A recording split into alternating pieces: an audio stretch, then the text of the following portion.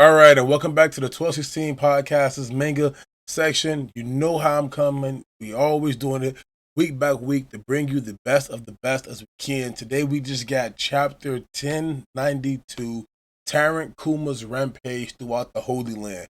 So we know Kuma is on a tear going throughout Marijois off back because he just left. If you pick up where we left off at, remember he shot off and it was like a homing device system that kicked into him. He wasn't talking to Sabo. He wasn't talking to Eva. He wasn't talking to Dragon. His body just took off, going towards Marijois.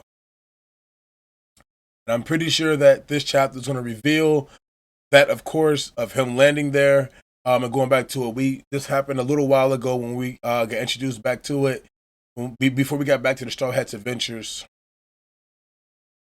But we start off with a very beautifully drawn cover art. It is of Jinbei. Jinbei swimming with a bunch of whales that's around him. The whales are all caring and attracted to him, and they're all trying to get on that with him for the most part. And Jinbei is looking so confused. He looks lost.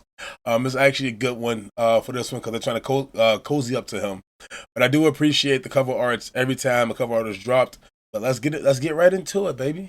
So we all know that Kizaru before was coming there to the ship, but we're not picking up with the Kizaru and Luffy leave off when Luffy kicked Kizaru as Kizaru showed up there to try to stop them from the ship for the most part and the Vega Force from getting to where they're supposed to be going. Where we do open up with the Tyrant Kuma rampaging throughout the Holy Land. So Kuma is at Marijois and he's rampaging, just going crazy. Everything that needs to be done, he's doing right now. And he's destroying anything that's inside his way. There's guards trying to hold him back, but then he uses, of course, his Ursha shock, and a shock sends everybody around him and even damages the land that's around him back and away from him. So we know that Kuma is, of course, getting people off of him. He looks like a zombie at this point, like he's just walking without a purpose. Kuma obviously climbed up all of Marijois to get back to where he was going with it. So he's a little tired. Kuma drops to one knee, and as he drops to his knee, a man pops up there, and the man is just looking at Kuma, and he goes, "What do you think that you're doing?" Picking up where the Revolutionary Army left off is what Kuma says to the person before he's revealed to be none other than Fleet Admiral Sakazuki. You all know how I feel about Sakazuki. Sakazuki could suck it to you. Sakazuki pops up though, of course, and he's standing in front of Kuma, just asking him, the damage you've done here is unpresentable. It's Kuma, it's something that has to be dealt with you. But as he's saying this, you see all the little celestial dragons in the background yapping off.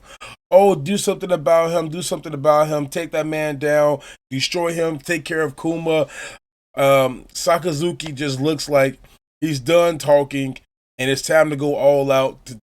Because Sakazuki, we all know, he listens to the celestial dragons, and he takes orders from them because he's a man of the celestial dragons. He's in charge right now because he would do whatever it takes to lead, to please them.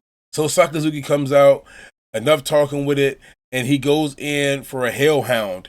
The Hellhound is, of course, one of his magma attacks, one of his strongest attacks, and he sits there and just goes all out, blaze of force, going right towards Kuma. Kuma gets hit a little bit, but he dodges just a little bit enough to just get his face hit by the magma. And as he gets his face hit by the magma, we do get a little flashback instance inside there to where Kuma just starts thinking to himself, or not Kuma, but we get a flashback to where Sakazuki was standing in front of Bonnie, and Bonnie is sitting there saying, "Sakazuki, what about Kuma? Where is he right now? What have you done to him? He'll come back. He'll never leave me behind." And the flashback, as it ends, we come back and we see that Sakazuki is now behind Kuma and is trying to come in. And we all know when Sakazuki gets behind somebody, something happens always. So I'm glad that it didn't happen in this point, because Kuma does end up getting away. He uses his he pops himself away to just take off as a dart. He looks like he's on a mission. He looks like a zombie that's defeated, and he's trying to do something. I don't know if he's trying to get payback for what they did to Bonnie when they captured Bonnie. I don't know if which might be true because Bonnie is his daughter. It's a lot of things that is coming to play now as we go throughout this chapter, and of course throughout One Piece as we get to the end of it, we're starting to see the connection with a lot of characters, and we all know that Tyrant Kuma will always be Tyrant Kuma. But then we flash forward away from that as Kuma got away from Sakasuki. Of course, the Celestial Dragon was sitting there screaming at him. Oh, you let him get away. You done this. You done that. You know, you call yourself a fleet admiral. He's not paying any more attention. We jump shift on Egghead Island, and the Marines have landed ship. The Marines are on Egghead Island now, and Kizaru and Luffy have begun fighting. As we know, the Kizaru and Luffy fight, we picked up where we left off in the last chapter, in 1091. Luffy's inside Gear 4 Snake Man, and he's just going all out. He's throwing punches everywhere, and Kizaru's like, "Ooh, so you're really the one who took down Kaido." You have to wonder why a pirate like you is trying to protect Vegapunk, and he's just throwing them blows at him, and Kizaru's just sitting there trying to get in his head as he's blocking with armament haki up. Of course, you don't want to get hit by Luffy without armament haki, but he is a Logia type, so it made me wonder. But at the same time, Luffy is throwing these he is throwing these carvelings at him very fast. So, and we all know that they're always armored up with him. So as he's coming inside there, throwing them strikes, they get to talking a little bit and said, "I wonder why a pirate like you would want to protect Vegapunk." And Luffy responds back to him simply, "Right back at you." Because to Luffy, it's like, why do you want to kill him? Why do you want to kill Apple Gramps for? Apple Gramps did nothing to you. What do you have to do with him? What are you trying to do? Why do you want to kill him? And then we hear Kizaru say, "Want?" question mark. As he disappears into the air, we all know that Kizaru really doesn't want to do this at all. And what does he say? As he comes inside the air, he says, "It's not like I want to kill him. I've known Vegapunk for a very long time. This is just a mission now. So please don't get in my way." And he shoots down and says, "Speed is power after all." As he kicks Luffy, this is just Gear 4 Luffy inside Snake Man.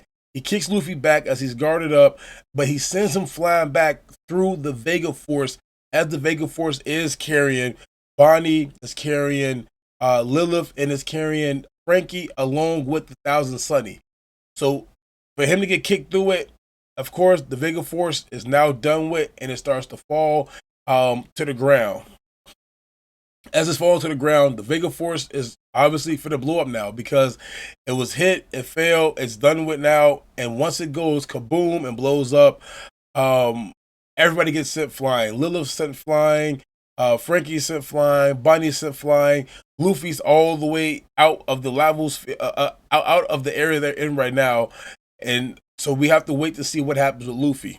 We all know what could happen, but if he was Gear 5, yeah. Bonnie pops up. She walks up in front of him because he's like, "Hey, what the hell is going on? What do you have going on inside your mind right now? What are you doing here?"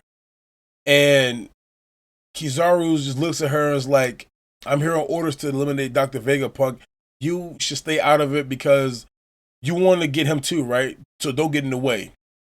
Bonnie changes her mind. Bonnie changed her mind and said, "No, I'd rather go after you instead." After realizing Vegapunk didn't do anything wrong, so she goes in and tries to attack him with a timely thrust, trying to, of course, either age or take away age from Kizaru, but it doesn't work. She gets kicked right in the back as soon as she does it because she misses it, obviously. I don't even think Bonnie has haki, so I don't know how she's, like, why she even would go inside this without trying to use her haki first, but she does have like a something inside her hand where it's like a little whip or whatnot, or a little electrical current volt that she's holding on to as she swings it at Kizaru. But at least use armament haki if she has it. which is a good question. I don't know if she does. If she can't use it, then how are you even surviving inside this world? Just turning people into babies and old men? Like, okay, Bonnie, we'll flex. But as Bonnie gets sent flying away, Frankie uses his radical. Wait a minute, he stops though, because as soon as he says radical, there's no more Kizaru. Kizaru's disappeared, and Frankie pops inside his head. Oh shit, they're in trouble, and he calls the control room. And as soon as we get to the control room, we hear Eureka! They've cracked the code. Vegapunk has cracked the code that York set in order to drop the dome around the sphere so that they could get away. So, of course, it's time for celebrations. But Usopp's on the phone with Frankie at the time, and before Usopp can even respond back 100% through with it, Kizaru pops right up. And Kizaru pops up and says, "Your escape plans have failed, Vegapunk. I'm afraid your dreams robot is far out of reach after what I did to it." And when Kizaru kicked it and destroyed the Vega Force, we had a little flashback of Kizaru being there when Vegapunk finished up the Vega Force robot. So it's like, dog, you're going through all these flashback memories, but you're only doing this because, come on now, Barcelona, you're a good guy, but you're only doing this because the military wants you to do it. You don't have to follow the military's dreams and rules always, as we see from Garp, even though Garp is, kind of captured at the moment right now by the Blackbeard Pirates and a formal admiral of the Marines as well. But as he pops up, Kizaru's there, and Kizaru's just like, all right, yeah, now it's time for me to take care of business and do what needs to be. Wait a minute, boom, and then you hear Kizaru! And here comes big ass Gear 5 Luffy. Gear 5 giant Luffy comes right through, and he grabs Kizaru like he's a fly and just squeezes him. He's like this right here. He squeezes Kizaru. He's like, all right, yeah, now I got you, little punk. Now it's go time. And Kizaru's just looking on like, this isn't going to be an easy mission for me at all. One, of course, you have to, he has to kill one of his closest friends in Dr. Vegapunk. Dr. Vegapunk made the pacifistas based off Kizaru's powers. Sentomaru is, as we all know, she calls him uncle. Vegapunk and Kizaru have a long history, going back to when they first found Sentomaru, and now Kizaru's on this mission where he has to kill his friend, his longtime buddy of his. So it's going to be hard for him. But Gear 5 Luffy is now there, and he's on top of the dome, and it's crazy because once Gear 5 activated, we got to see the sleeping giant robot from the ancient robot that was there a long time ago that we seen. Eyes light up red, and as the eyes light up, we all know what that means. The giant robot has awakened. It's going to most likely come and help Joy Boy, or in our terms, our Joy Boy, which is Monkey D. Luffy, of course. And this is going to be something for the ages. I see nothing but Gear 5 activating, and Joy Boy, the will of Nika, since it is there, that is the ultimate power that was needed to just turn on this robot switch. So this robot had to have some connection to do with Joy Boy and Zunisha back in the day. So it's interesting to see that it's finally awakening. And next week, I can't wait to see what happens in 1093. But of course, we want to make sure that we do. We will most likely get a little bit of Zoro versus Lucci, because remember, Zoro and Lucci are now fighting. They fell out the Labosphere to the ground wherever they landed at, and they're going to have a battle most likely. But the giant robot's awake. Luffy's in Gear 5 mode. It's go time for Kizaru. Man, I can't wait to see what's next to come inside this. Oda has been dropping chapters that have just been mind-blowing. So keep up to date with it.